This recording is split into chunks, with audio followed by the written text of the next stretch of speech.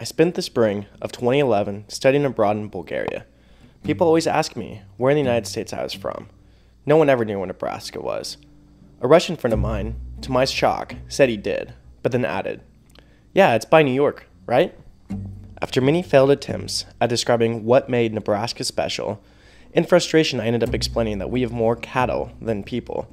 Despite this being true, I didn't like identifying my home this way. I felt like it really oversimplified what the state has to offer. It's not just the land of corn and cows. I wouldn't have called it inescapable, but I ended up getting drawn into what makes our state what it is. Growing up in the city of Columbus, I never identified with the agriculture industry of the state. When a friend of mine asked me if I want to go out and help on the local sustainable garden in Beaver Crossing, I didn't really have an opinion, but I went anyway. After that first time of actually picking food off the bushes and digging it up from the ground, it became a passion.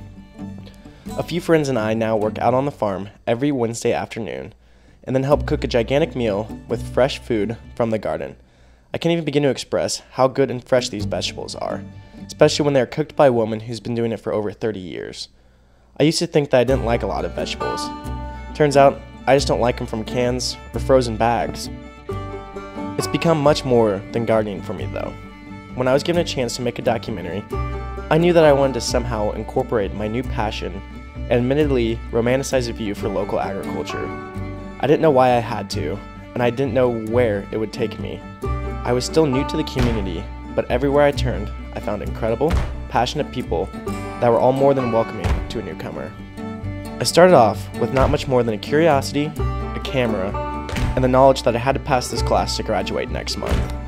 My project has, fittingly so, remained organic in form as I've traveled to a handful of farms in the area and discovered how astonishingly simple it can be.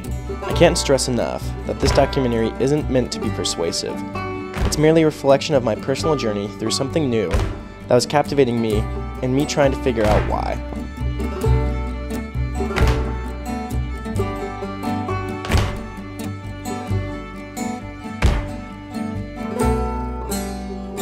We're here.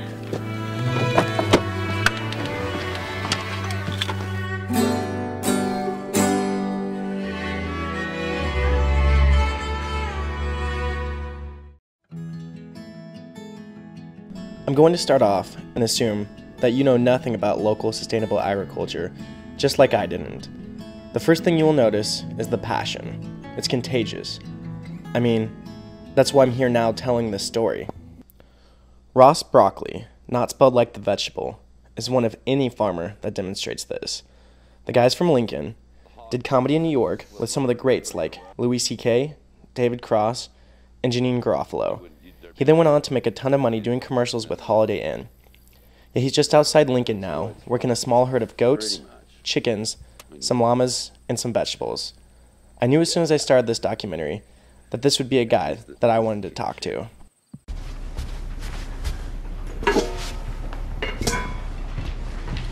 Hi. Hi. You weren't about to eat that, were you? No. You can order room service, you know, get a hamburger, salad, omelet, whatever you need, you know. Whatever, yeah, any of it. Rock on, brother. You get a room, we'll bring the food. Holiday Inn gives you more. The Holiday Inn thing, that was the only reason I got any exposure, of course. And that just kind of blew up, really. We just had a fun time with it. And, It looks like you guys did. and it was a popular commercial, and so it just kept coming. Like, they're going to do 5 more this year. I was like, oh my God, okay. and then you keep making more and more money all the time. So I was filthy rich, and we just had a blast for 4 or 5, 6 years. So I just turned those and then started making these ponds, and we started this movie called Carpula. Even though I blew all my money on that and stuck truck, now I'm a poor dirt farmer. It's right where I want to be. Yeah. You know? This is called duckweed, and it just forms like just a 1/8 of an inch film across that, and then 35% protein and chlorophyll and all kinds of stuff. So chickens love it. I bet I give them 10 gallons a day. and it really helps feed costs. Hi, Lloydie. I'm gonna shoot this one just because it's so boring. I can't even. No personality. Wouldn't it be a great coat too? Can you imagine? Oh yeah. Can you imagine a winter coat? He may want to just smell you before. Should I just like let Yep. Just say hello to him. Hey. Yep. There you go. That's all he wants. Nice to meet you, Lloyd. Yep, that's all he wants. Now you'll have some of these.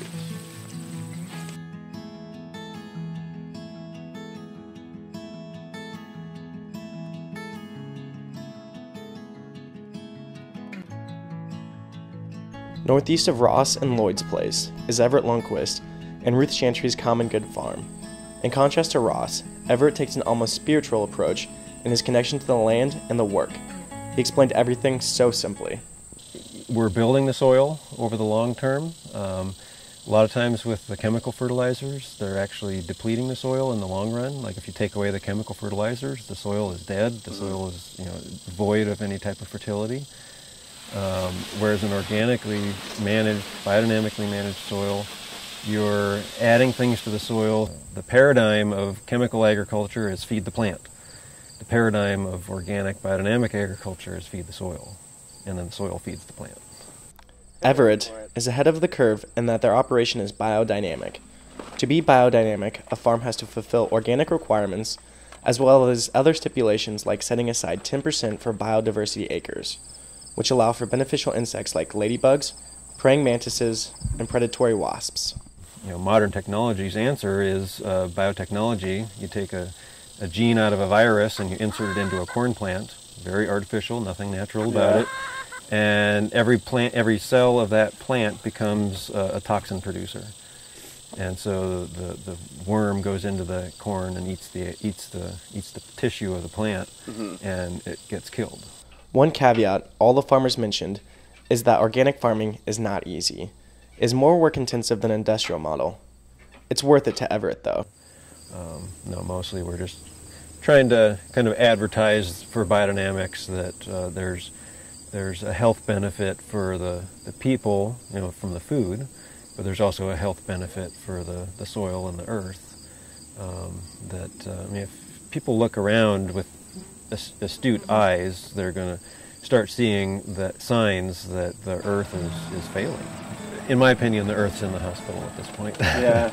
And we need to do some things to help it, to help support its health systems. And that's what biodynamics really shines in.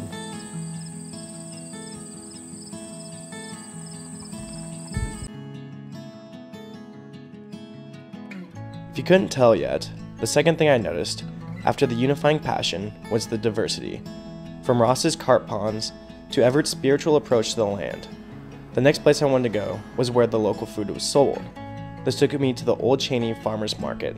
One of the essential pieces to local food is the relationship. So people, the vendors are down here every week, and they're, visiting with each other, and then the customers are down here as well, and they're building relationships. They're getting to know who's growing their food and the products that they're buying down here, and it's definitely a key piece to why the market is successful. It's just fun to come and see what everybody has, See what they have, and talk to them and find out, tips for what would make mine better. It's not like they're just here selling their wares. They're actually, you got the information if you have questions about anything. They're pretty good about sharing. Oh yeah, these are the experts. They know how to grow everything.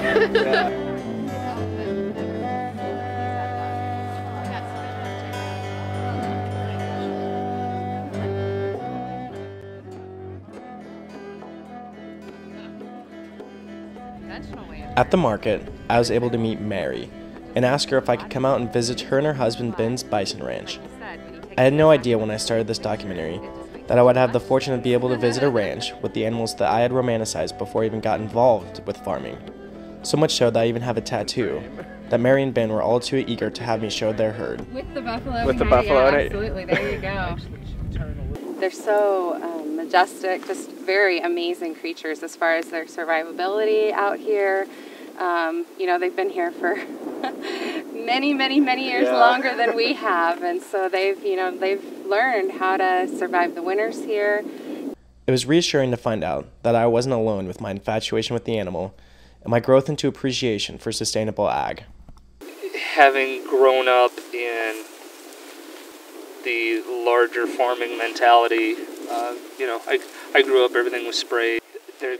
They're stewards of the land, but it's a different mentality. It's a steward to the crop that is immediately growing, not trying to culture the bacteria and the other indigenous animals. It is that crop and only that, and you kill everything else. Yeah. The ranch is really a surreal moment for me. I mean, I even got to feed one named Nellie its favorite alfalfa treats. You got slime. Yeah, that's cool though. She's not gonna share.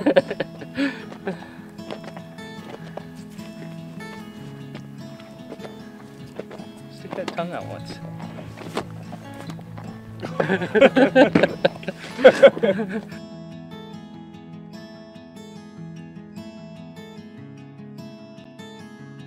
After feeding Nellie, my next stop was Branch Oak Farm, where their specialty is dairy cattle.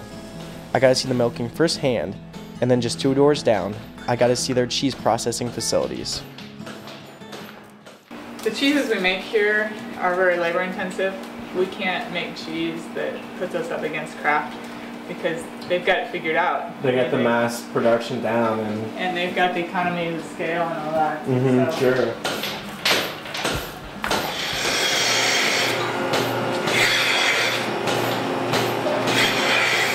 For the Dittmans, it really seemed to all come down to food, and how important it is in such a simple way.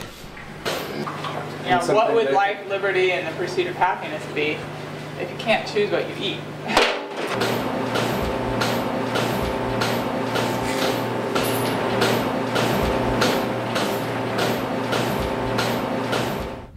Doug, who comes off as a philosopher-farmer cross, left me with something that I haven't been able to quite shake off and always come back to. Yeah, I think our idea of agriculture was really these fields and essentially corn and beans, and you grow this anonymous commodity, and then you dump it at the co-op, and then it goes somewhere from there. Yeah. So, looking at it from food's a different perspective. Really, we have this huge landscape with nothing to eat. There really is a disconnect in our society between food and where it comes from, and what is even in it. Until I started going out to these farms, I didn't really have a concept of where food came from. I mean, it just comes from the grocery store, right?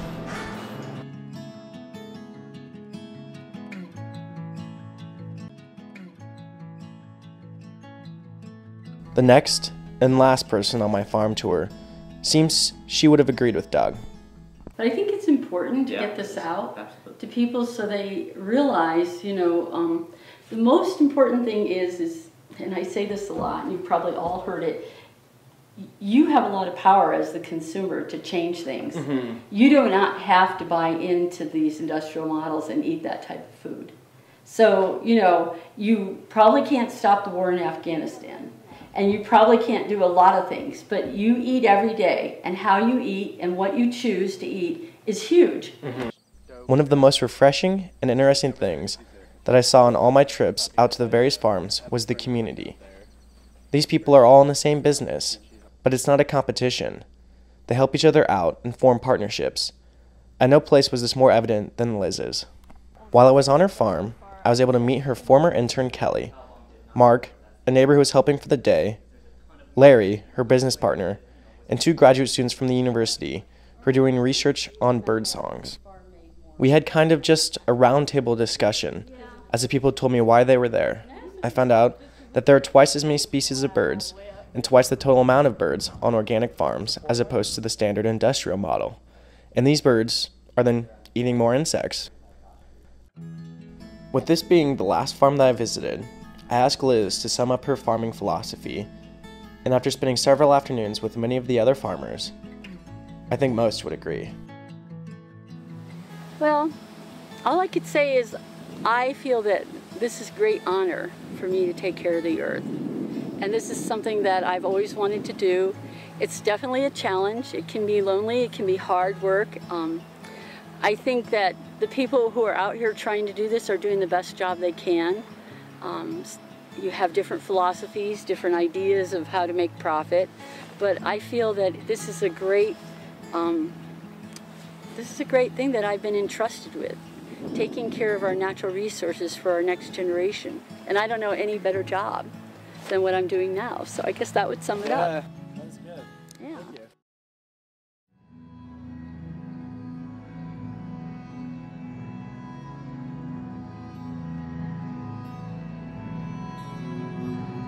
As I said in the beginning, this documentary was not meant to be persuasive. It just was a personal exploration.